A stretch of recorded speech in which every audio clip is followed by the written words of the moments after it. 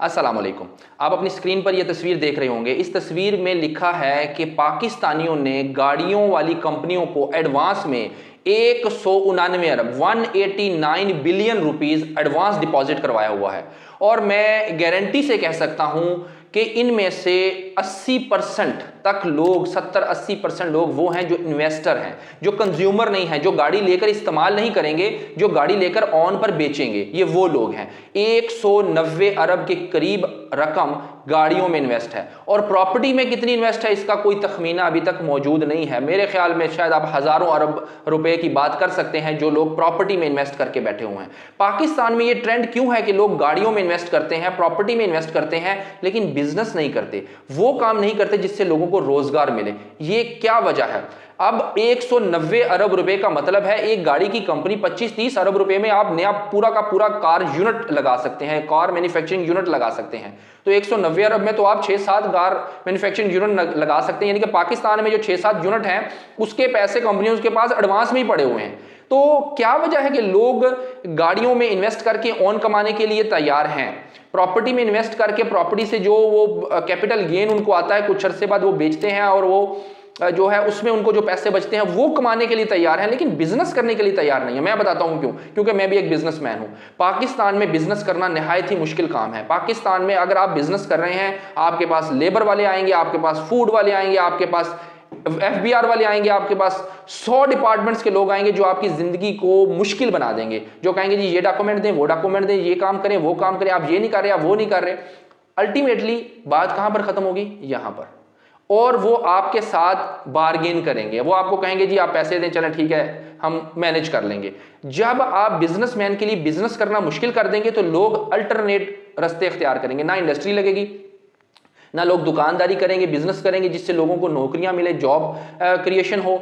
और जब तक लोगों में एंटरप्रेन्योरशिप का जज्बा, शौक पैदा नहीं होगा, उस वक्त तक आपका मुल्क तरक्की नहीं कर सकता। ये एक बहुत अहम फैक्टर है। इसके ऊपर तमाम हुकूमतें बात तो करती हैं लेकिन ग्राउंड पे इंप्लीमेंटेशन कमजोर है।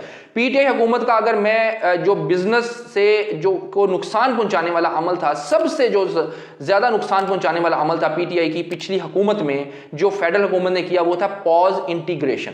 पॉइंट ऑफ सेल इंटीग्रेशन एक घटिया पॉलिसी थी, एक कमजोर पॉलिसी थी, जिसकी वजह से बिजनेसमैन बहुत ज्यादा मुतासर हुआ, स्पेशली छोटे बिजनेसमैन, बड़े भी मुतासर हुए और करोड़ों रुपया उनको जो है नुकसान हुआ। हर बिजनेसमैन ने 5-4 लाख रुपया computer, software, this and that, उनको अलिफ बे खुद को नहीं पता और उनको ये सारे काम करने पड़े। फिर रिश्वतें ने देनी पड़ी क्योंकि उनको पता नहीं है इसको मैनेज कैसे करना है, वो ब्लैकमेल हुए।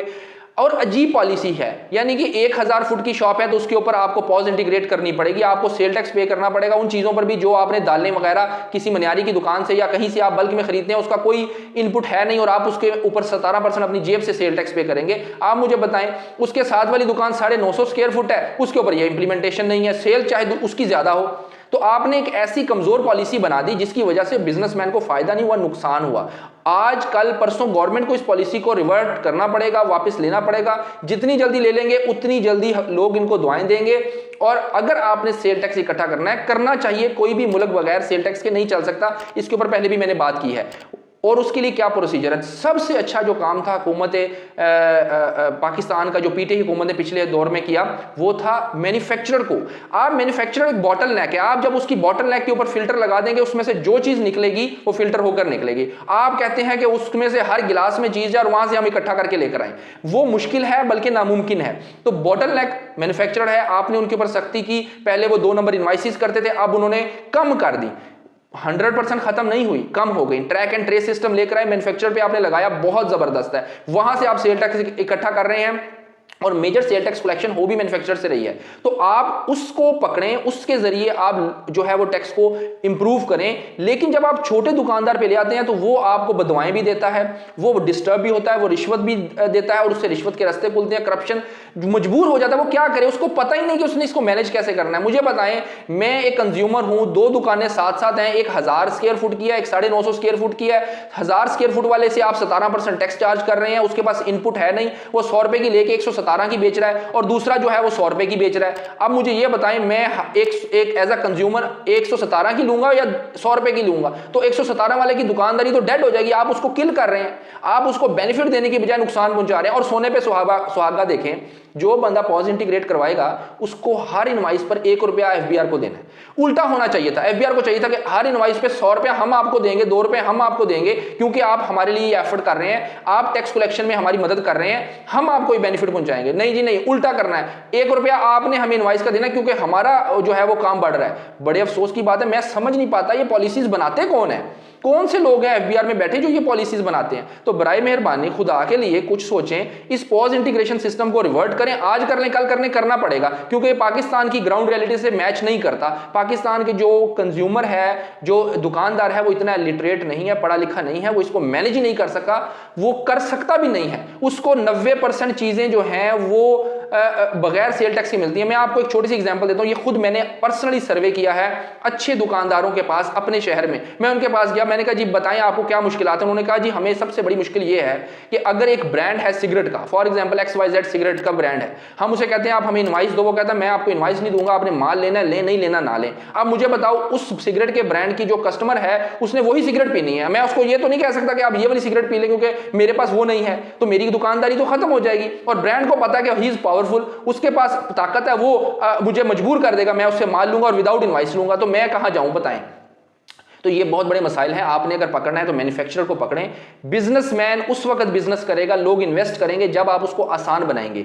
अभी हमारे मुल्क में इतने मसाइल हैं बिजनेसमैन के लिए कि आप सोच नहीं सकते। तो इसको खत्म करें, इन मसाइल को, इन हर्डल्स को। पीटीआई ने इसके ऊपर एक एफर्ट शुरू की थी, लेकिन उन्होंने 2 मसाइल खत्म किए थे तो एक मसाइल पैदा कर दिया, मसला पैदा कर दिया। तो मेरी ये रिक्वेस्ट है कि इसके लिए एक ऐसा पैनल बनाएं। आप टॉप एंड बिजनेसमैन को उठाते हैं, एफबीआर से मीटिंगें करवा देते हैं, वो कहता है जी हमारा ये मसला, ये मसला, अपने मसले वो हल करवा के निकल जाते हैं। जो एक आम मिडिल क्लास बिजनेसमैन है वो वहीं का वहीं, बल्कि उसके लिए वो तबाही का सबब बना जाते हैं। वो कहते हैं सारा इसके ऊपर फेंक दो, हमें छोड़ दो। आप एक ऐसा पैनल बनाएं जहां पर हर इलाके से आपको फीडबैक मिले। आप कोई पोर्टल बना दें जहां पर लोग अपना फीडबैक दें, वीडियो में फीडबैक दें कि भाई अगर आप ये पॉलिसी बनाने जा रहे हैं तो इससे हमारा बिजनेस इस तरह मुतासिर होगा, इसको बेहतर करें। और उसके बाद वो पॉलिसी मर्तब करें, फिर वो इंप्लीमेंट करें। आप देखेंगे उसका फायदा होगा, लोग इंप्लीमेंट करेंगे उसको, लोग उसको एक्सेप्ट करेंगे। लेकिन जब आप टॉप टू बॉटम अप्रोच लेते हैं जिसमें ऊपर के कुछ लोग बैठ के एक पॉलिसी बनाते हैं, उनको ग्राउंड रियलिटी का अलिफ बे का नहीं पता होता, वो जस्ट टोटल पूरा करते हैं जी हमने ये बना के इंप्लीमेंट कर दी, तो लोगों के लिए मसाइल पैदा होते हैं, रिश्वत का रास्ता खुलता है और लोग बद्दुआएं देते हैं। और पीटीआई ने अगर बिजनेस कम्युनिटी में वोट लूज किया, अगर लूज किया तो वो उन स्मॉल टू मीडियम बिजनेसमैन का होगा जिसको आपने मजबूर किया पॉज इंटीग्रेट करवाने पर।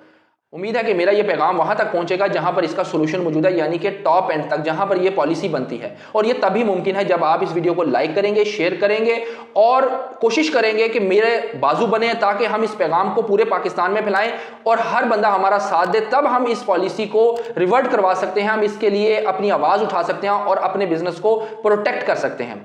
आप लोगों का शुक्रिया। अल्लाह हाफिज।